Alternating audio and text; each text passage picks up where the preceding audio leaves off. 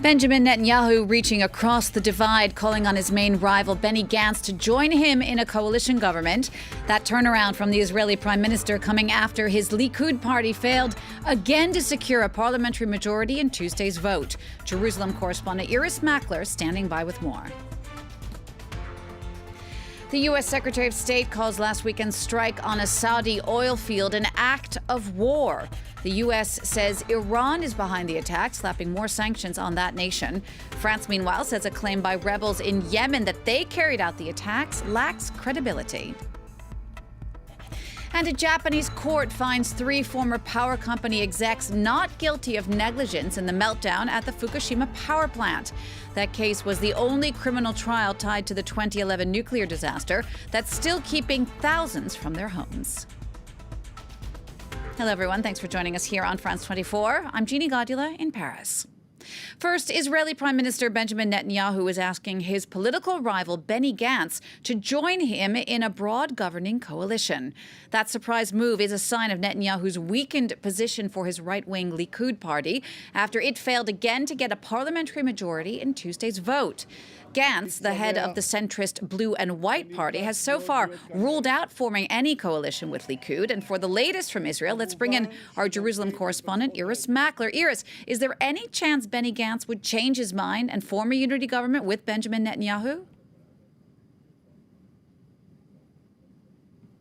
I've just been thinking about Netanyahu this morning and what a difference a day makes. Only last night, he was saying the choice is between me and a left-wing government relying on the Arab parties to get ahead. Now he's calling for a unity government. It's a smart move. It's a realistic move because he can see that the numbers are shifting. And now, in fact, he is 2 seats behind the Blue and White Party on the latest figures with 97% of the vote counted. So it's a realistic move. It's a smart move. It shows him with the initiative. But interestingly, apologies, it also blocks the biggest objection that the Blue and White Party have to the Likud, which is Benjamin Netanyahu himself. They are saying not that they won't sit with the Likud, but that they won't sit with the Likud, which is led by someone who has 3 corruption charges pending against him. So there is that in the air too. If he were to get this meeting, it would be a real victory. Iris, despite this call for unity, there's also very real talk that all of this could eventually lead to a 3rd round of elections there. That's right. Well, part of the reason is that, let's say that the Blue and White Party overcomes its objections to Benjamin Netanyahu. They sit down for a discussion with him. It's a rotation government. Who would go first? Who would be the first Prime Minister? Would Benjamin Netanyahu give up that position? We've heard all the people talking about that this morning on his behalf saying, certainly not. He's going to be possibly charged later with corruption allegations. That's a very real likelihood. So he would have to go first. What an extraordinary bit of reasoning that is, by the way. But what we are also hearing in the background of that is that Benjamin Netanyahu is actually open to the idea of a 3rd election. That's not being said officially. Officially, we hear he is not open to that. But after his discussions yesterday with the ultra-Orthodox parties, they said he was looking realistically at 3rd elections, which I think no Israeli could bear right now. Iris, thank you for that. Iris Mackler, they're reporting for us from Jerusalem. Now, the United States is still firmly pointing the finger at Iran for that strike on a Saudi oil field over the weekend. U.S. Secretary of State Mike Pompeo has described that attack as an act of war. America's top diplomat was in Saudi Arabia for talks with the Crown Prince Mohammed bin Salman, who is also the kingdom's defense minister. Our Nick Rushworth has the details. The U.S. Secretary of State Mike Pompeo is holding talks with Saudi leaders to discuss how to respond to the attack on 2 of the country's oil fields on Saturday. Prior to landing, he said this was an Iranian attack, an act of war. Tehran says Yemeni Houthi rebels carried out the attack. They blamed the US-backed Saudi-led military coalition for forcing the Houthis into firing what they called a warning shot. The Yemeni people showed a reaction. They hit a location. They did not hit hospitals, so why are you upset? They did not hit schools. They did not hit the Sana'a Bazaar. They attacked an industrial site to warn you. Saudi Arabia's defense ministry presented wreckage of drones and cruise missiles, which it said proved Iranian involvement. In this region, we've witnessed distinct Iranian aggression, which culminated in an attack from the north several days ago. It was an assault on the international community and a deliberate attempt to disrupt the global economy and energy industry. With the blame game continuing, the French President Emmanuel Macron has approved a request by Saudi authorities to send experts to Riyadh to help investigate the attack. There are fears now of a wider conflict in the Gulf. The standoff with Iran is intensifying. Washington says it will substantially increase sanctions on Tehran.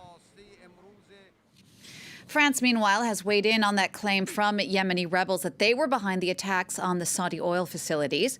Speaking today, the French Foreign Minister Jean-Yves Le Drian said those claims, quote, lack credibility. Next now to the United States, where Donald Trump has named his new national security advisor. That's lawyer and chief hostage negotiator Robert O'Brien.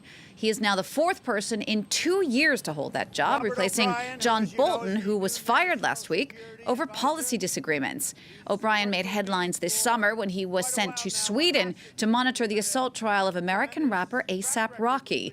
He says he's now looking forward to working with Trump's top team.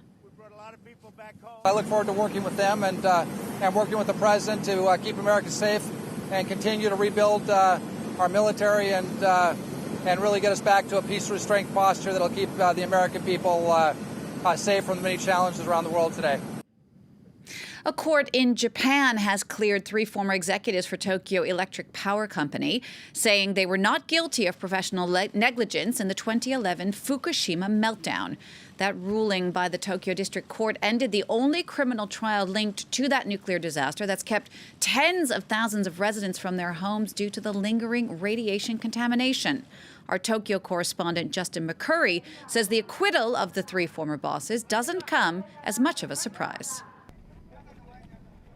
I don't think it's a great surprise that the 3 former executives have been acquitted, despite the apparent large amount of evidence suggesting that they could have foreseen the tsunami that hit the Fukushima nuclear power plant in March 2011. It was incumbent on the prosecutors to prove that they could have foreseen the accident. That was quite, in Japanese criminal justice terms, at least, that was quite a high legal bar for them to overcome, and that is, of course, what has resulted in today's acquittal. And of course, that's going to that's going to come as a huge disappointment, not only to the residents who brought the criminal complaint in the first place, but to other victims of the Fukushima accident, the tens of thousands of people who were forced to evacuate their homes, lost their jobs, and lost their livelihoods, and other people around Japan and indeed across the world who think that it's time that somebody at Tokyo Electric Power, the operator of the plant,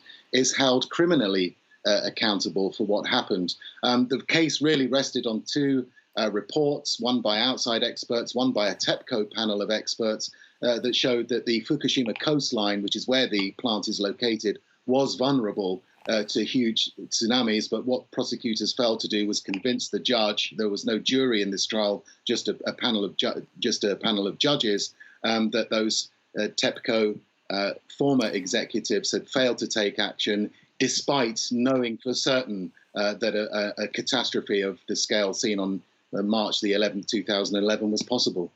That's France 24's Justin McCurry reporting from Tokyo. Well, for the very latest on that story or any of the other stories we're covering for you throughout the day here on France 24, don't forget you can always check out our website. There you can see our top story today. U.S. Secretary of State Mike Pompeo, who has called those attacks on those Saudi Arabia oil fields an act of war. That, of course, address is France24.com. In the meantime, do stay with us here on France 24. I'll be back in about 20 minutes with more of your latest headlines.